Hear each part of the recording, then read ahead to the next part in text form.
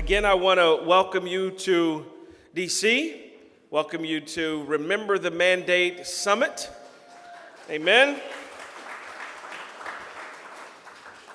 And what I'd like to do is show you a quick clip, and I'm going to talk to you about the mandate, and then we're going to have our speaker. You have been the veterans of creative suffering. Continue to work with the faith that unearned suffering is redemptive. Go back to Mississippi. Go back to Alabama. Go back to South Carolina. Go back to Georgia. Go back to Louisiana. Go back to the slums and ghettos of our northern cities. Knowing that somehow this situation can and will be changed. Let us not wallow in the valley of despair. I say to you today, my friend,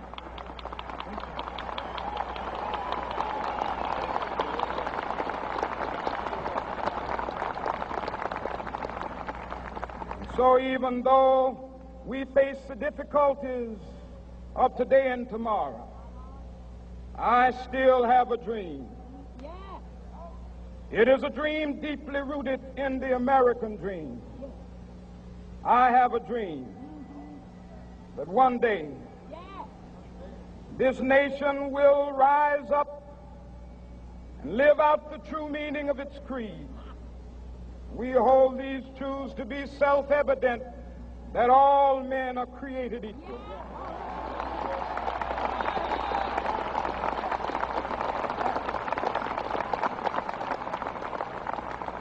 I have a dream that one day on the red hills of Georgia, the sons of former slaves and the sons of former slave owners will be able to sit down together at the table of brotherhood. I have a dream that one day, even the state of Mississippi, a state sweltering with the heat of injustice, sweltering with the heat of oppression, will be transformed into an oasis of freedom and justice. I have a dream that my 4 little children will one day live in a nation where they will not be judged by the color of their skin, but by the content of their character. I have a dream today.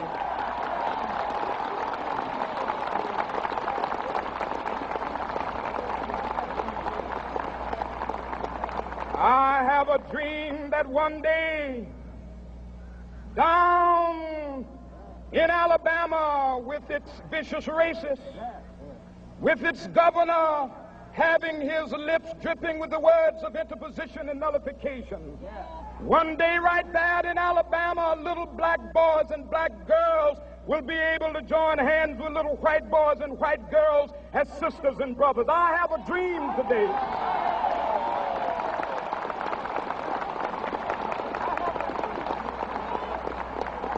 I have a dream that one day every valley shall be exalted, and every hill and mountain shall be made low, the rough places will be made plain, and the crooked places will be made straight, and the glory of the Lord shall be revealed, and all flesh shall see it together.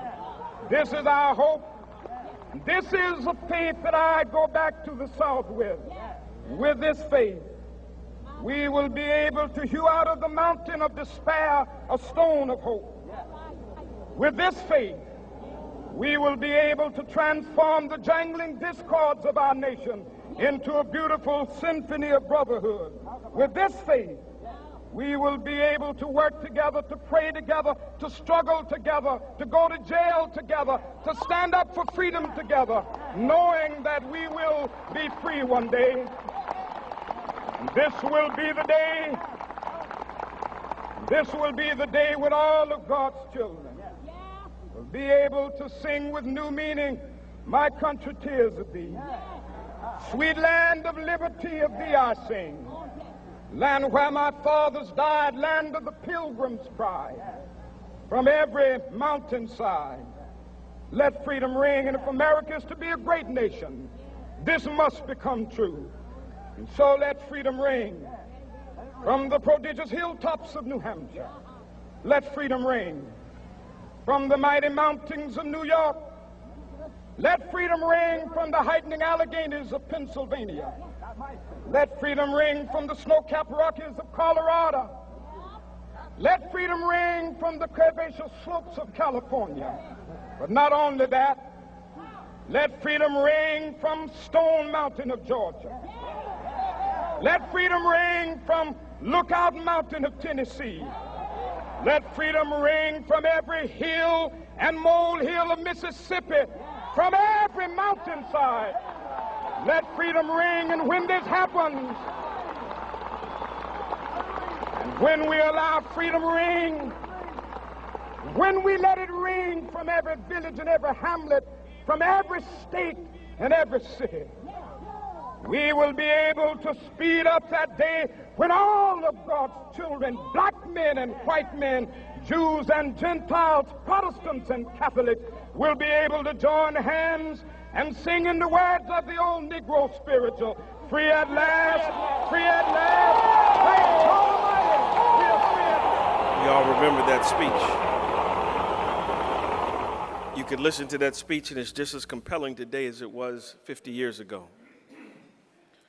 One of the things that we saw quickly was in the context of that speech was it talks about continue to work with the faith that unearned suffering is redemptive. Go back to Mississippi, go back to Alabama, go back to South Carolina, go back to Georgia, go back to Louisiana, go back to the slums and the ghettos of our northern cities, knowing that somehow this situation can and will be changed. Then he ends, it says, let us not wallow in the valley of despair. And what we felt is that we need to title this in this regards is that when we hear that mandate, as all of us listen to that and perhaps have various emotions, which I do too. I think about my mother was actually right on the corner where she showed me where she was standing when that march was taking place.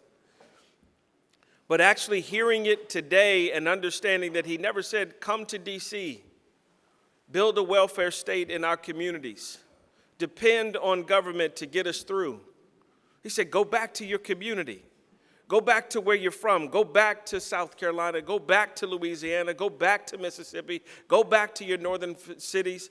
And then we have to do that work. And so I think the mandate still remains as we look at it 50 years later.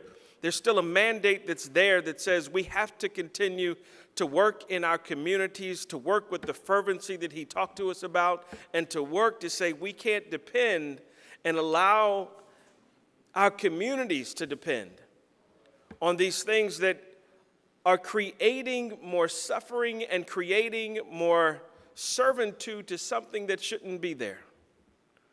Meaning that we have to have our own sense of independence, our own sense of freedom, our own sense of liberty. When he talked about let freedom ring, it's let freedom ring. And so I think freedom for us should be a thing where we begin to think about this even deeper, that there was a mandate that he gave. And maybe our mandate here, and this is what we could learn together, is really to think about what he talked about in terms of going back, and for us to absorb some of the people that may come in front of us to help educate us, to help equip us as we think about these things deeper. So I encourage you, we're serious, and that mandate was serious, and that's why we're talking about remember the mandate. To that moment, I don't want to stop at all. I want to introduce the Honorable Bob McEwen. His clear and humorous style of speaking will leave you with answers and questions you've always had and didn't know who to ask. It's a quote often heard about him in his speech, and he's a former congressman from Ohio. He speaks in conferences around the world, uncovers the part that God and free enterprise have played in America and the envy of the world. And even if you heard in that speech, it talks about America must do these to be great. So if we lose, and so it talks about in here in his bio, if we lose our appreciation for those pillars of right and work, we will see the disintegration of the great American culture. Bob was chosen by his colleagues to be a member of the Coveted Intelligence Committee when he was in Congress, and also in the Rules Committee, which oversees all legislation in the House of Representatives. He was also a member of the U.S. delegation to the European Parliament for over 10 years. He currently serves as the executive director for the Washington Council for National Policy. him and his wife Liz, and I'll tell you, you don't see his wife Liz, but if you did, she is a phenomenal dresser and typically outdresses Bob McEwen. And he is a sharp-dressed man himself. But anyway, they have 4 children, 8 grandchildren, make their homes reside in Cincinnati, Ohio, and also down here in Virginia, because we got them here in Fairfax Station, Virginia. But let's welcome Bob McEwen.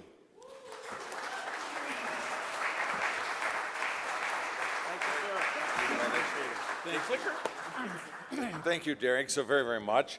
And it was just as mentioned, it's intimidating enough to be with all these professional, talented speakers and pastors. That's enough. But then to follow Martin Luther King, that's a pretty serious setup. But I'm grateful and honored to be here, to be with you.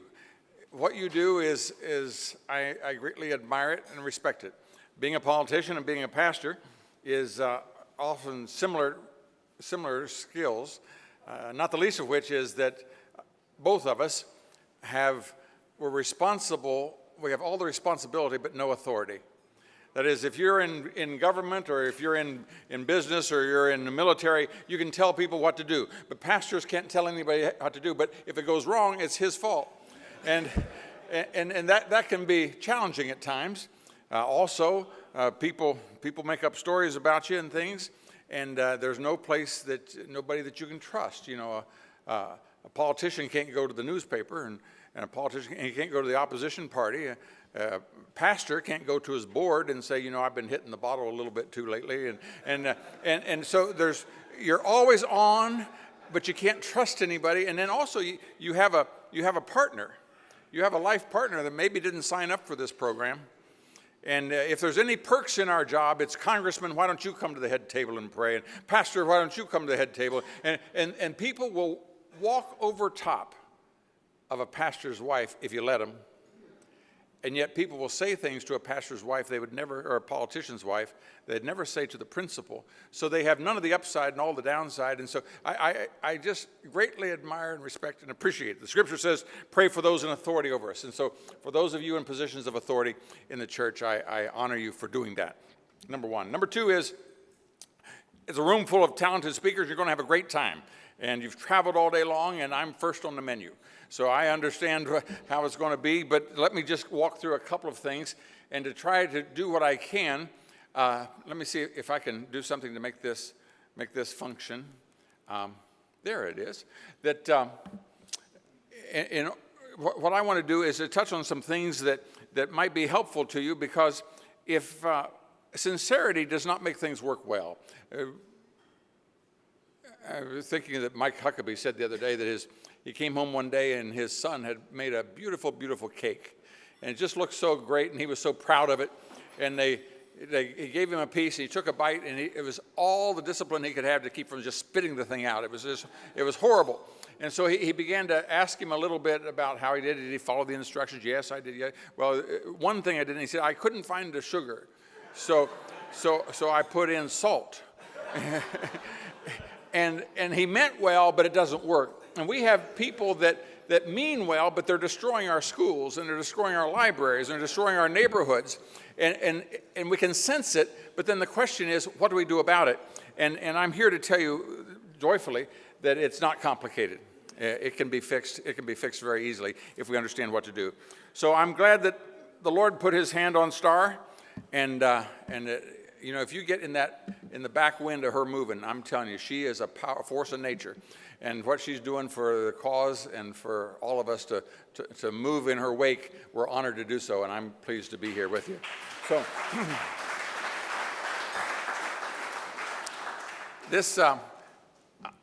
I'm Pentecostal, so I might have to pray for this thing a little bit in order to get it to work. A quick observation about America. Half of all the people on earth live on less than $2 a day. Half of those, that'd be a fourth of the people, live on less than $1 a day. The second richest spot on earth is Western Europe, France, Germany, Britain. In America, we have a level below which we will not permit a person to sink. You come to this country, gripe and complain, sit on a park bench, we will bury you. Stamps for food, a roof over your head, a bed to sleep, unlimited health care, unlimited education for you and anybody you've ever met. A person living in poverty in America. This is done in the Wall Street Journal Heritage Foundation Rector study every 24 months for the last 30-some years. A person living in poverty in America is more likely to have a telephone, a television, an air conditioner, an automobile, eats more meat, has more square footage space than the average resident of the second richest spot on earth, Western Europe. Throughout much of Latin America and elsewhere, the socialist governments have allowed the air traffic control system to atrophy and rust.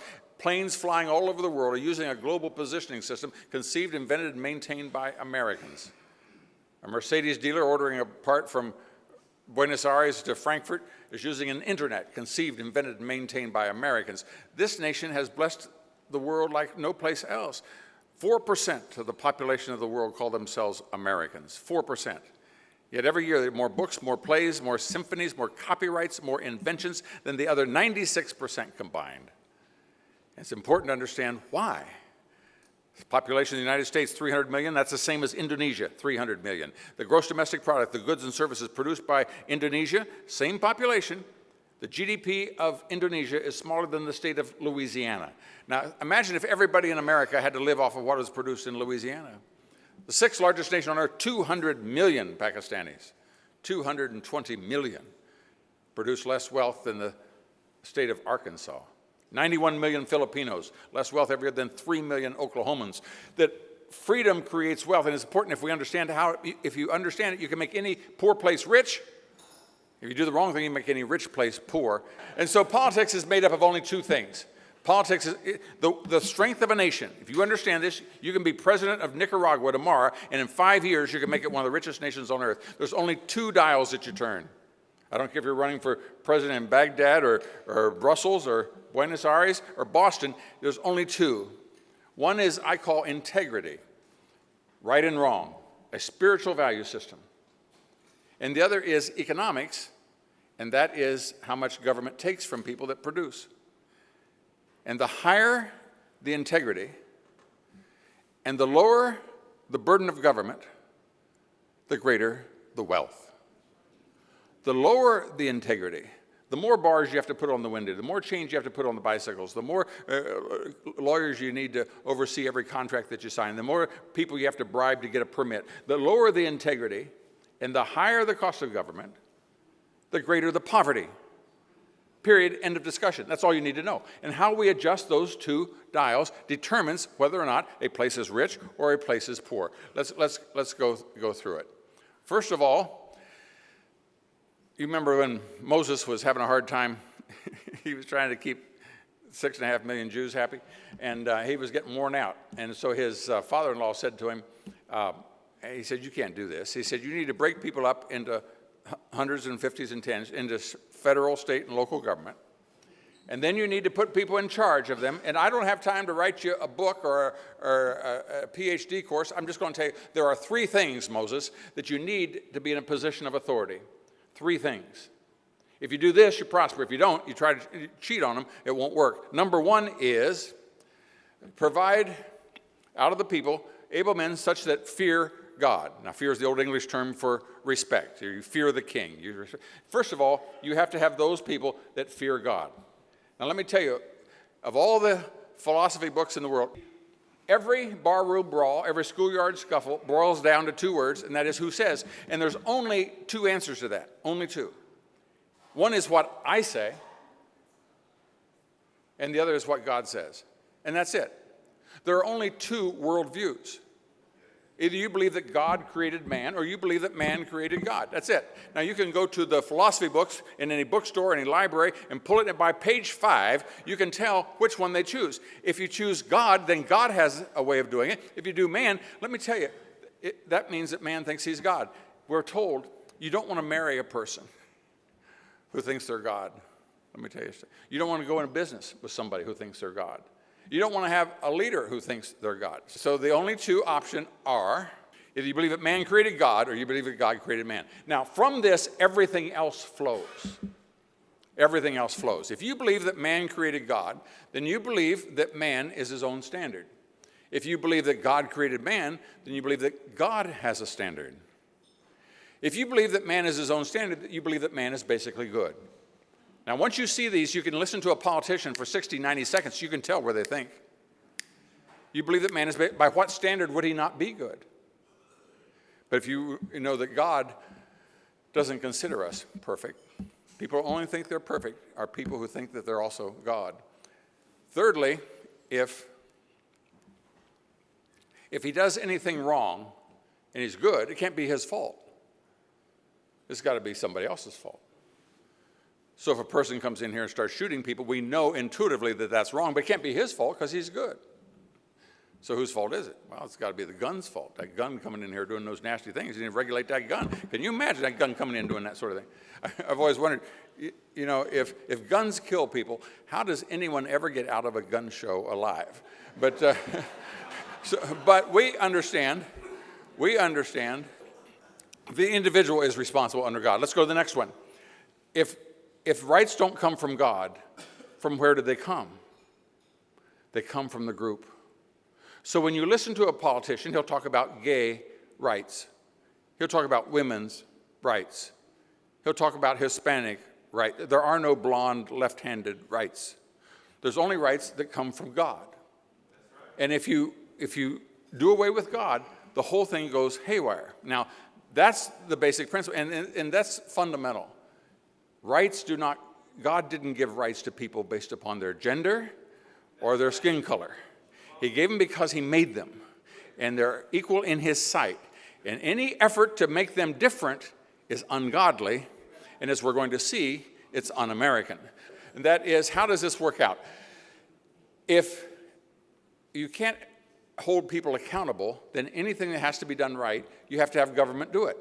Government has to tell you the size of a toilet to flush. They have to tell you the power of the light bulb, the kind of straw that you can use. Government has to tell, and these people have an infinite capacity to do government. These people want a limited government. These people will always want more taxes. How do you get more government? More taxes. But no politician ever says, I really, really want more taxes. He always begins with this: I am opposed to more taxes. But at this situation, at this particular time, in the history of our library, in the situation at our school, in the condition in which our city finds itself, because of the state, they always, always, always want more taxes. Now, they always claim that they don't, but that's exactly what they do. I'll just give you since I'm allowed to do this, because I know these people. I campaigned opposite Bill Clinton over and over and over. And Bill Clinton never opened his mouth to speak about what he said. He wanted a tax cut for all working Americans. He'd say it every time. He'd go to pump gas. Go, I want a tax cut for all working Americans. He said it over and over and over. When he got elected in November. He couldn't make it till January. He got sworn in. Second week of December. You can get this on YouTube. Second week of December. It comes out, bites his lip, carries on. He says, you'll never guess. I just have to have the largest tax increase in the history of America. Now, I could have told you that, and I can tell you, whoever the candidate is on that side of the aisle, I can tell you 20 years from now that that's what they're going to say. If they're running for governor or for mayor of Cincinnati or whatever, these people will always want more taxes because that gives you more government. The other people on the other side will want less government. Fewer taxes. Okay, next is this. Now, they always want a strong defense, where these people, those people want a weak defense, these people want a strong defense. Now, this always gives Katie Couric heartburn, because she says, you people always, you claim you want a limited government, and you want more taxes, and you want, but you want a weak defense. So you say you want limited government, fewer taxes, but you always vote for a strong defense. And the answer to that is right, because a limited government gives us more freedom, fewer taxes gives us more freedom, and a strong defense protects our freedom, and that is what government is supposed to do. And finally, this is, since I am the standard, I can decide that marriage is between 3 men and a horse. And then I can make it a hate crime for you to do what you just did. Since I'm the standard, I can determine that for you, if you don't teach this in your school, and if you don't use the proper language, whereas these people who understand that there is a God understand traditional family values, or there's another word for that. It's e pluribus unum. That is, diversity. These people always want to talk about dividing up. Let me tell you, diversity does not help anything. It doesn't help a football team. It doesn't help. Diversity in leading a family is chaos. The reason when you go in the Army, they give you the same haircut and the same uniform is because unity builds strength. And America is from many one. You become one. You don't become a diverse group. You don't, because there aren't rights for different people. Now, how does this, what's next here? So, Derek, we go from those that fear God, and then the next one is men of truth. Now, God said there's only three things you're going to have. Number one is, don't get somebody who thinks they're God. Number two is somebody who understands truth. Now, this is critical. What is truth? I can say this room is 25 feet wide. You can say it's 35. Somebody else say it's 40. Somebody say it's 15. We're all happy until somebody comes in and measures it. And when that person measures it, that measurement is truth. Everything else is just opinion. But here's the significance of truth. Truth reveals error. So if I said 3 times during the course of this presentation it's 25 feet wide, and somebody comes in, they don't have to be strong, they don't have to be big, they don't have to weigh a lot, truth has its own power. So a little 10-year-old can come in here and measures it and come to find out it's 32. Shouldn't have to do anything, shouldn't have to beat me. All she has to do is walk out. Everybody in this room knows that what I said was wrong. So error hates truth because truth reveals error. Number one. Number two, truth overcomes error. So I remember when George Bush, I was listening to the radio one day, and the news came on and said that the president had said that Al-Qaeda was no longer a threat. And they immediately cut away to de Villepin, who was the foreign minister for France, and he said, I can't understand why the president of the United States would say that's silly, that Al-Qaeda is a threat, it's a severe threat, and everybody else, and members of Congress, they all start doing all that. And that it was the lead story on the evening news. The next morning, one newspaper had a little vignette on the front page. I don't know if you remember or not, but when George Bush started the war in Iraq, he had the 52 deck of cards, and he had the leaders of Al-Qaeda on all 52 cards.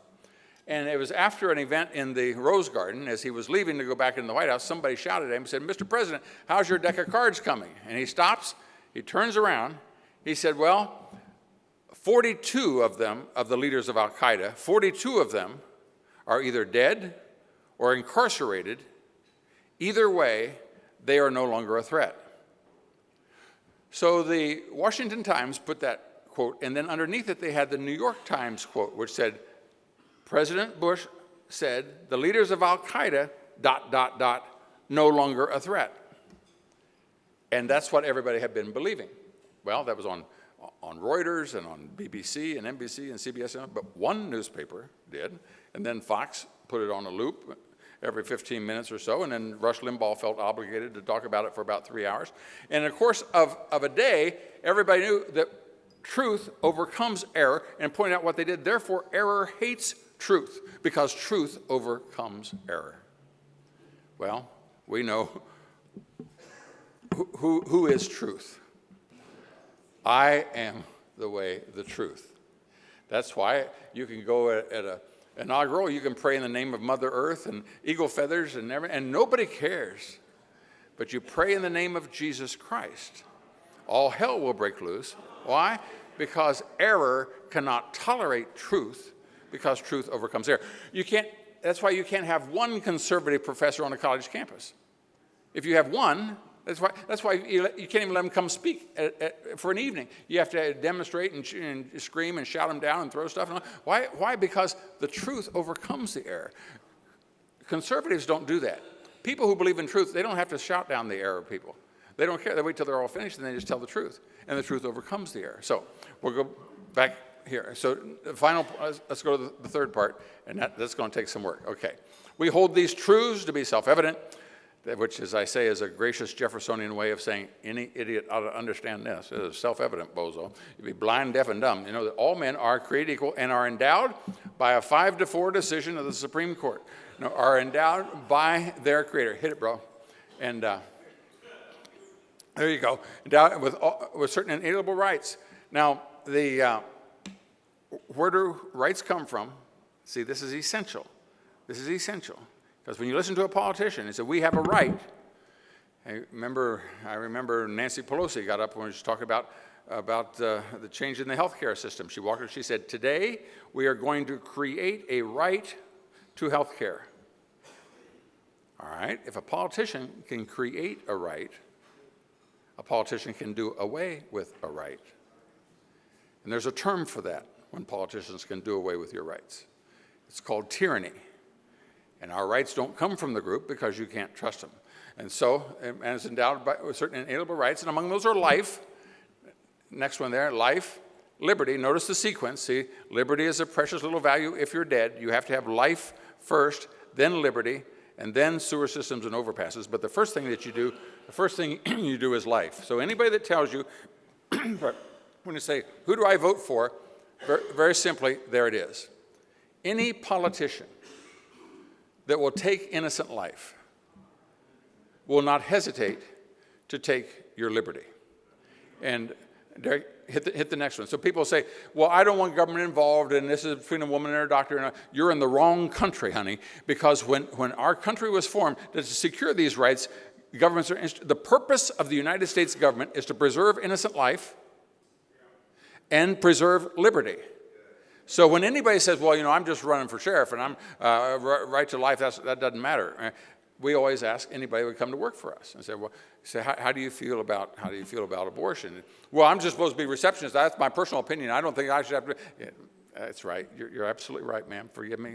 Just don't let the door hit you on the way out. Because it's a worldview. It's a worldview. If you can take innocent life, everything else is immaterial. I can take your liberty. I can tell you all kinds of things to do. So let's go to what's. Oh, let me just say this one final thing about our Creator. You understand, John 1:1. In the beginning was the Word. The Word was with God, and the Word was God. The same was in the beginning with God. All things were made by Him, and without Him was not anything made that was made. And the Word became flesh and dwelt among us. Okay, now who's that? Jesus Christ. Jesus, so man is endowed by Jesus Christ. Man is endowed by God. Man is endowed by his Creator. They're synonyms. They all mean the same thing. That's where our rights come from. That's what makes America unique.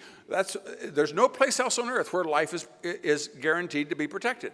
A Jew could be chased from all over the planet. If they could just get under the canopy of protection of the American flag, they knew that they would be safe. So protecting life is what America is. And just as those people who went 150 years trying to do away with liberty, now that same crowd is just hell-bent on doing away with life. I mean, they are just bent on that. Let's go to the final one. I got 5 more minutes, and we go to questions. Who are such a men that fear God, lovers of truth, and hating socialism. Now, isn't that interesting? When God only has 3 things, he has time to tell you, here's the people who want. Number 3, don't get anybody that believes in socialism. Covetousness is taking what somebody else has. In America, I did the prayer breakfast down in Costa Rica, and the Attorney General there is a good friend. We went out to eat the night before, and we went to the restaurant. We stood there, and the ladies went in to eat, and we're standing there by the car talking forever and ever and ever. And after a while, I said, "Want egg? The food's in there." Yeah, Bob. And we just kept talking until eventually somebody materialized out of somewhere. He gave him some money, and we went in to have dinner. He had to pay someone to watch his car while we were having dinner. Why? Because people covet his car. I grew up in a little town in Appalachia. In our town, 5,000, there were 3 Cadillacs in that town, 3 of them, all black. All 3 of them belonged to the 3 funeral homes in town. And the way that they advertised when they had a funeral was that they would put that beautiful Cadillac limousine out there, and it would sit there in front of the funeral home, and when people going by, "Oh, that's where so-and-so's funeral's today." And I would ride my bicycle, and I would go sit under a tree, and I would look at that car, and I would say, "Someday I'm going to have a car like that. It never once crossed my mind to say, why don't I go steal it? No, I didn't covet what they had. In America, we don't covet what somebody else has. We want to say, someday I want to have a house like that. Someday I want to have a car like that. Under socialism, it's where you want to take what somebody else has. Let me explain why that is. If you go to Mexico, you cannot go into the trucking business in Mexico. You cannot go into the gas station business. You can't go into the grocery distribution business. Why? Because it's socialist. What is socialist? Socialist is government control of the tools of production. So government controls the trucking company. Government controls the grocery stores. Government controls these other businesses. And if you grow up under that environment, under socialism, you have no hope of being there. Put that on a shelf for a second. I'm going to come back to it. I was in Indonesia, and we're getting the country team briefing at the embassy there, and they gave from the foreign policy and the political attaché and the agriculture attaché and the defense attaché, and then we're all finished. You can actually learn more about the country in 2 hours than if you lived there for a year. But when we're leaving, the ambassador said this. He said, watch out for people standing along the side of the road for seemingly no reason. They will heave bricks at American cars when they go by. Question would be, why? All right? We already described what the wealth is like in Indonesia. So if somebody is wealthy in Indonesia, who are they? There's somebody that has a relationship with the government because it's socialism. So and that person standing along the side has no hope of ever being what that person is. Therefore, they are jealous and dislike rich people because they don't have a chance. And in America and under free enterprise, you don't get that from the government. If you can float into Los Angeles at 5 in the morning, you can own 3 7-Elevens by midnight. In America, because you can go into business for yourself because government doesn't control the individual business. And how do you become successful? You become successful under free enterprise by only one way, by blessing other people, so that people voluntarily reach in their pocket and give you a reward for having done something for them. So let's take that just a little bit. I'll tell you what, I'm going to come back to that. Remind me to come back to it. Let's walk through how government impacts. Derek, the first one. This is 95% of all the economics you'll ever need to know. Here it is. We're going to walk through it real quickly. Let's say this represents 100% of the income of any city or any state or any nation. Let us say that it represents a $100 bill. And you go into Walmart, and the most expensive thing in the store is $99. That means you're completely free to choose anything in the store.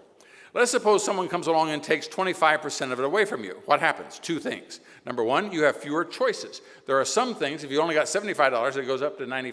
There are some things you cannot choose. Freedom is having choices. The more choices I take away from you, the less freedom you have. Anybody ever raised a teenager has had this debate.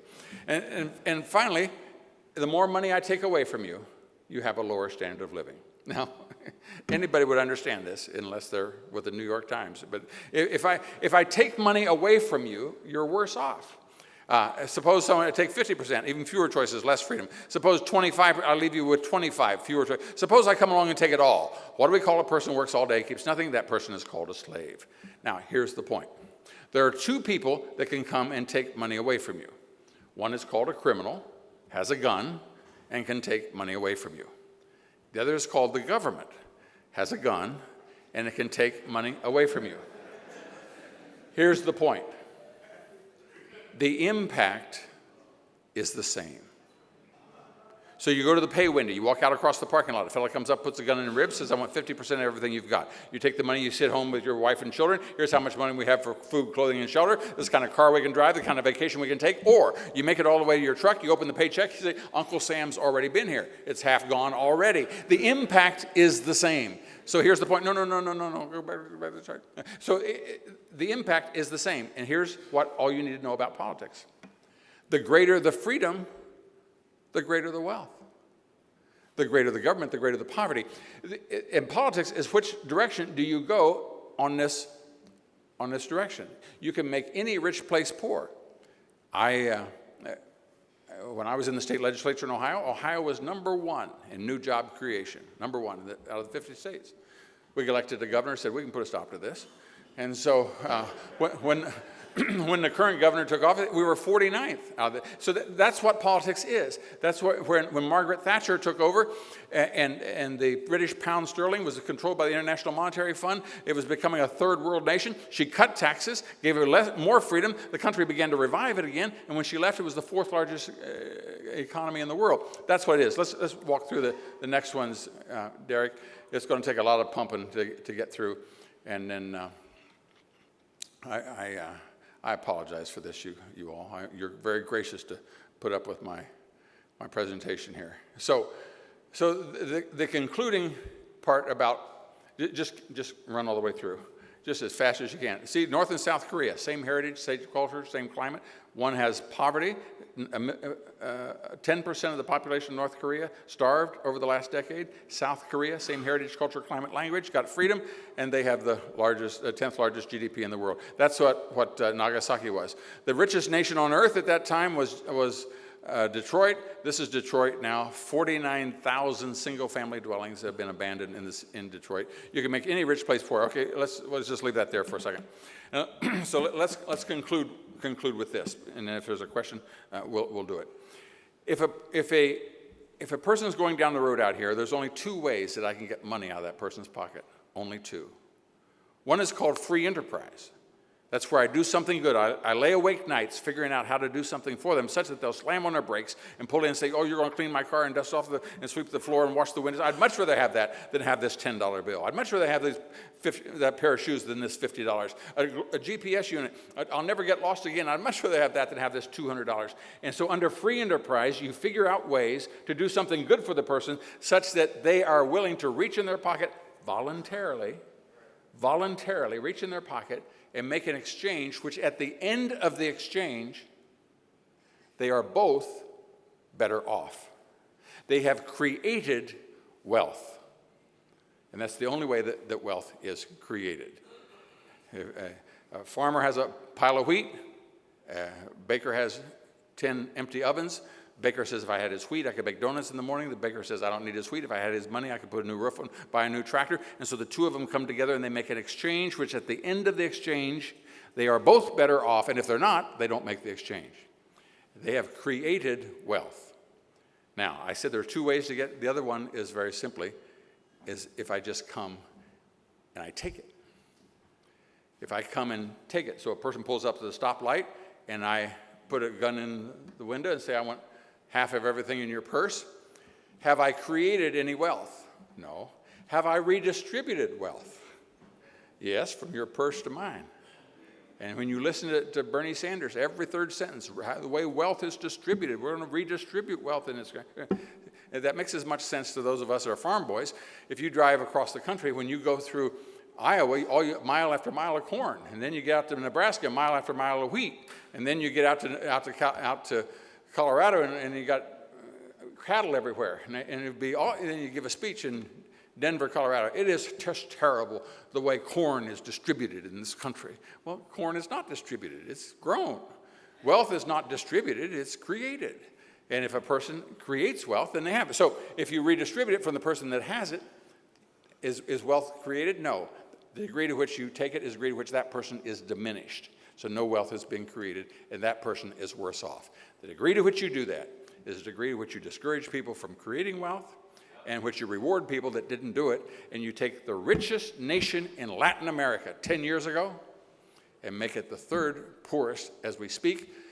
Venezuela, my sister-in-law is Venezuelan.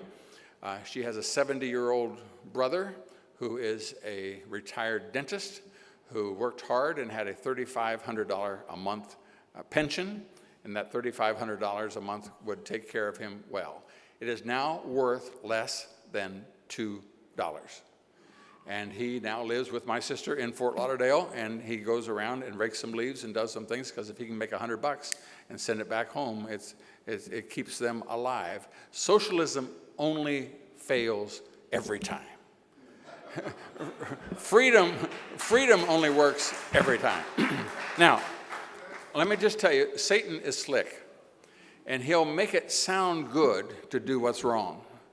And when you there's these at Christian schools where I go to, they have me come and speak because the folks that were very active in left-wing politics in the 60s when I was young, Jim Wallace and those fellas, and now they formed a thing called Sojourners and all, and they come up and they speak to these young kids in the Christian schools. They say, you know, Jesus never talked about abortion, and Jesus never talked about homosexual marriage, but Jesus had a lot to say about helping the poor, you know. Now, these right-wing politicians, they're always talking about abortion, and they're always talking about a man and a woman being married, and who do we want to be like? Do we want to be like Jesus? Or do we want to be like these hateful people that are always talking about it? And they just lead them right off a cliff. Well, you respond to it very simply. In the Scriptures, there are 3 institutions that are created. One is the family.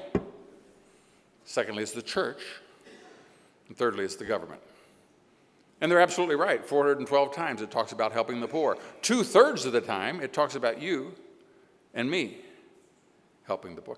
1/3 of the time, it talks about the church. And then I have my Bible with me, and I tell them, I say, I don't need a book. I don't need a chapter. I'll take a verse anywhere. One verse where it says that a politician should use the police power of the state to take from one group and give to another, and for that he gets brownie points in heaven. I said, listen, if that's the program, sign me up. I'm for it. But there isn't any. But they make it look noble that if I use the government to take money from you, that somehow or another that's good. It never has been, and it never will be. God's way works every time. It works for marriage.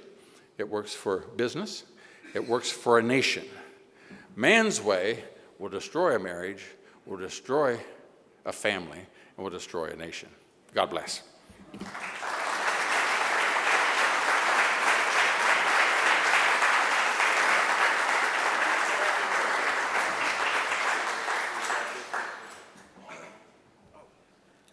Thank you.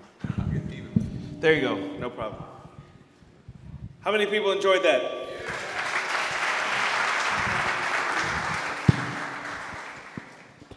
Good. I would love to have a question answered. Let me do this. I am going to ask you, if you got maybe 2 or 3 questions, I'd love to take that, and then I will get this wonderful gentleman back up and be able to answer. But anybody have any pressing questions from what we just talked? One thing we want to make sure we do is dialogue back and forth a bit. And so you got a challenging question? We'd love to throw it at Bob McEwen. Yes, sir. Pastor Luke Robinson. That's okay.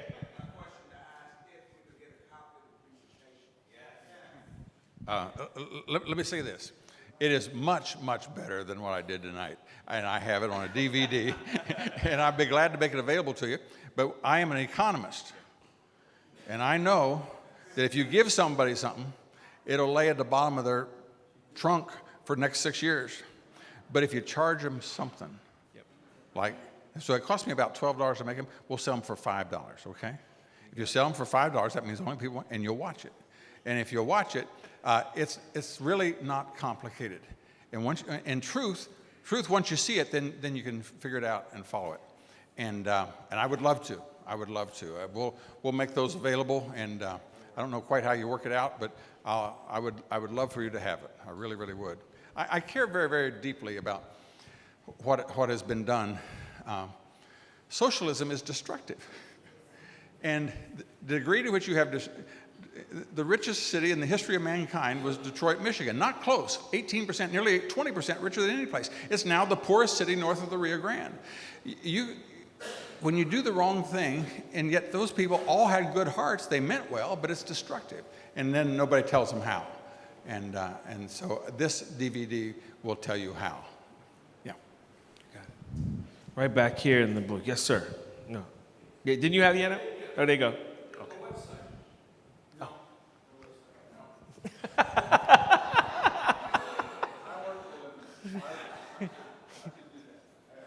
You got it. That's it. What about our debt, our government debt? What are we going to do about that? That's not a good thing. America has been able to get by because after World War II, people had these marks, pieces of paper. They didn't mean anything. They had the lira, they had the franc, and nobody wanted any of them. So America, which is what it's always done, let me just divert for a moment. Nobody in the world is as generous as Americans. I don't care how you can gripe and complain all you want. America will give you, you can call us every name in the book. We will come in there while you're spitting at us. We'll give you, and like I say, America's the only place that's so wonderful that people that hate it won't leave. And so, but one of the things that we did was we said, all right, here's 5 marks. And so if you will invest in Germany and you'll use these marks, and if you don't trust them, you can swap them out for $1. And here we'll do these for the lira for Italy. And we helped get everybody up and going, which meant that the American dollar was used as the same as gold. And they would keep that in a reserve currency. And so that if you had some of those in your bank, then that's the same as having gold. And that's been that way since World War II. There was a tremendous effort by the previous administration to add Chinese yuan to that, so that the people could, when they wanted to, they could cash in the dollars and switch over to yuan. They took a long time to get it done. They got it done in 2015, just about 3 years ago. And fortunately, the country, by the way, we were just on the edge of just about going over a cliff. Let me give you an example. On the Supreme Court, they're out in the middle of the desert in California, in the Mojave Desert. There was in 1919, some soldiers that lost some folks in their company. They went out there and they put up a cross and they put the names of the people that they lost. Now nobody saw it, and you can't find it. It's not on the road. You have to have a 4-wheeler to go back, and you have a GPS to even find the thing. But Satan knows where it is, so he's offended. And so the ACLU sued, and it made it all the way to the Supreme Court. They said you had to tear it down. And when they did it, about 2 years ago, when they voted 5-4. 4 justices of the Supreme Court, 2 appointed by Obama and 2 appointed by Clinton. The 4 of them said that the Constitution of the United States says you can have no religious symbol, not speech, wouldn't allow that at all. You can't even have a religious symbol on public property. Now, 5-4. That means one more vote on the Supreme Court. One more. And you'd have to take a sandblaster to every courthouse in America. And this country was just on the edge of disappearing. And that's why they're so mad. Because when we're putting people that are Bible believers, that pray with their children and all the things that drive them crazy, we're putting those kind of people on the Supreme Court, which kicks it for a whole generation away from them, and they are Satan is furious. He is absolutely furious. So those 2 principles of financial and godliness, and the debt needs to be stopped. You got it. I got one more here, Pastor Broden. Very good information. You're talking about the economy, but behind the idea that is driving what is happening with our economy and those who are attempting to do it to us are sourced in a philosophy. And I think part of what needs to happen here is that we need to understand the idea behind it. The Machiavellian idea, the Saul Alinsky, the Marxists, what they're attempting to do. It is the driving feature. Can you speak to that? No, you're absolutely right. And you can see where God said, those people hate God. Saul Alinsky and those people, they hate God. They want to substitute government for God. And so it's a spiritual battle. What you do in the course of this, what you do is more important than what anybody ever does. If you don't have the spiritual part right, nothing else works. And so you want to have businesses come into your neighborhood and all that sort of thing, but unless they get the spiritual part right, none of that's going to happen. And so what you're doing is the most noble thing that you can do. I remind you, just understand, Satan doesn't like people to do good. And so Paul instructed us not to become weary in well-doing. So when you become weary, and when you think, I could do something else and not have this kind of pressure. The degree to which you're making an impact is the degree to which you arouse opposition. And so when that happens to you, just look to him and remember that you're on his team, And what does he do? People always ask, what's your favorite Bible verse? And I didn't have one for a long time, so I finally figured I'd get one. And here's what I came up with. You ever wonder what the Lord does for a living? You ever wonder what the Lord does when he gets up in the morning? You know, he doesn't drive a truck, and he doesn't build houses. Here's what it does. It says what the Lord does. It says, for the eyes of, 2 Chronicles 16:9, the eyes of the Lord go to and fro throughout the whole earth to show himself strong on behalf of them whose heart is turned toward him. So he's up there, you know, when he gets up in the morning, he's up there and he's looking down, and we got earbuds in our ears, and we're watching Good Morning America, and he's just waiting for somebody to turn towards him so he can show himself strong on our behalf. That's what brings him pleasure. Now, Satan likes to, remember what Satan's plan for your life? Satan's plan for your life is death. He wants your marriage dead. He wants your relationship with your children dead. He wants you morally dead. He wants you financially dead. He wants you mentally dead. He wants you physically dead. All thoughts of suicide. He wants you spiritually dead. Satan's plan for your life is death. But I am come that you might have life. I am the way, the truth, and the life. He that hath the Son hath life. And so in this battle, that when you feel put upon, understand you're on the battlefield with the captain who understands what you're going through, whose entertainment and pleasure for the day is helping you, and therefore do not hesitate to turn toward him, and don't let all of that stuff that Satan tries to put in your head flush it out. So God bless. Wow. Thank you, Bob McEwen.